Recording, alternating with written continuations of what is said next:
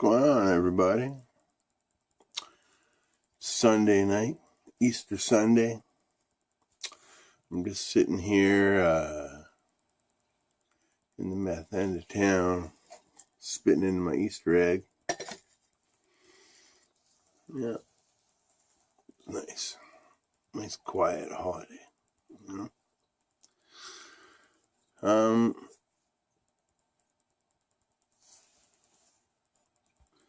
So I guess I've been thinking a lot about music and how music is made and produced and put out now a lot lately.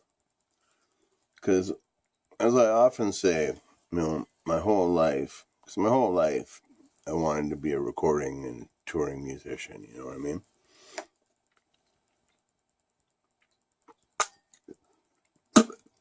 My whole life, I wanted to fucking be in a rock and roll band, or whatever.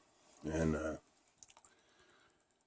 when I was thinking, all the whole time from when I was young till when I was a teenager, it was all about getting signed to a record label and making cassettes and record LPs and this, very different than it is now, or apparently.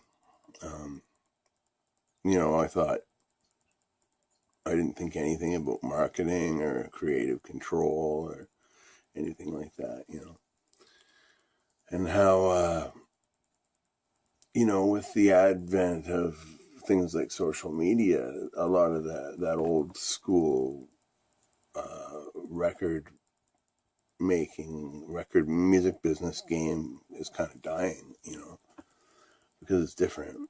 Anybody can go publish their songs worldwide in seconds. I do it every day, stuff that would never be considered by a major label,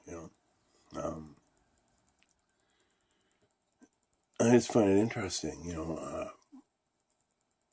why am I thinking of this?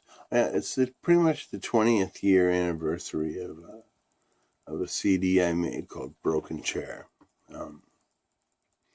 I don't have one handy. I'd show it to you, but I don't even know if I have any left, to be honest.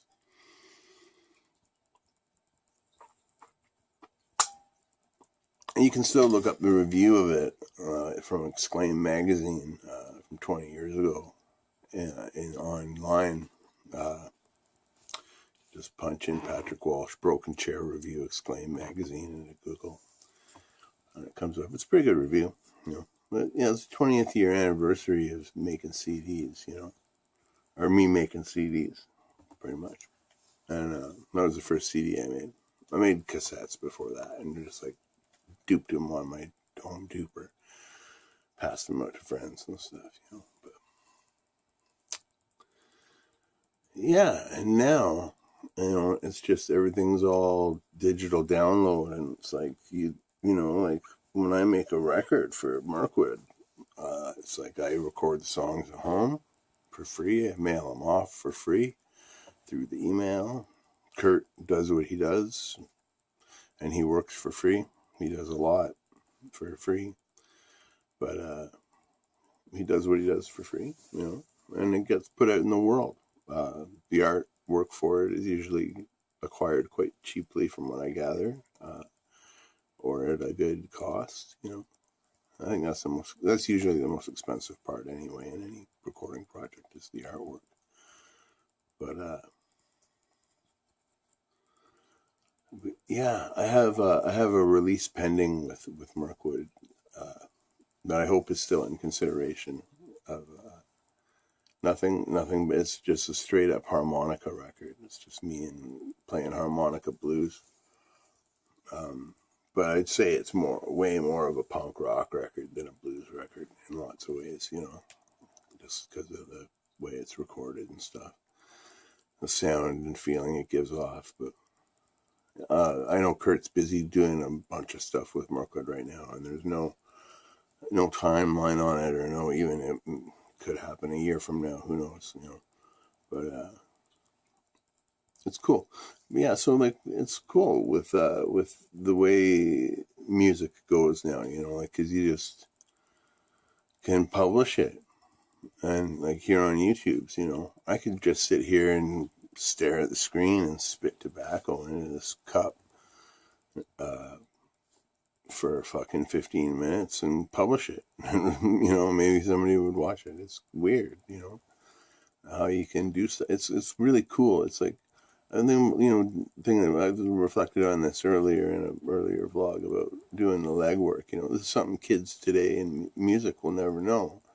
They won't know what it's like to not have the computer to rely on to find a band or find out about a band. You got to hear about everything through word of mouth or through looking at record stores or reading Xerox fanzines from all over the place or whatever. Like, you actually got to go out in the world and find it, And, now music's just like, it's really cool now because you can punch up anything and find it and in a matter of seconds, and it's yours to listen to, It's also not cool in a way that, like, I'll never sell another CD again, I still have copies of Diplomat CDs and stuff that I made pretty much 20 years ago as well, boxes of them.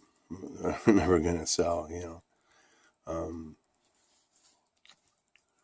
So it's just interesting how, it's cool that things like cassettes are coming back where you can, cassettes are really, they're my favorite medium of music, but, cassettes you can listen to and you listen to the whole side of the tape rather than just skipping your favorite song all the time, But they're making a comeback, which is cool, and they can be made in smaller quantities, cheaper. You can make like 50 of them or something like that. You don't have to make 1,000 of them with like CDs, So it's cool, like the music industry, it's changing in weird ways and good ways and bad ways, and the ultimate part, I think, is keep in mind is creative control. You got to keep creative control over everything you do. This is what I'm telling Bone Daddy, about our record review. You're not always going to get a good review on what you do, but it doesn't mean you should change what you do because somebody likes it as much as somebody doesn't like it. Somebody else does like it, So, keep, and if everybody ran towards this, like punk rock has turned into this kind of like, unless you go into the real underground where it's like always going to be that way. Punk rock has really homogenized its sound. It's either gone like this real metal direction or this real pop direction, it seems, and there's kind of two sounds now rather than a bunch of unique bands, Never ever fall into that trap. Always do it how you're going to do it, always do your art how you're going to do your art. Never compromise that, It's the most important thing as an artist these days. You're never going to be rich. You're never going to be the next Ricky Martin or fucking whoever. I don't know who the fuck's famous these days, but you're never going to be that guy. If you are, good for you. Great. There's other ways to do it, but it's probably not through making music, and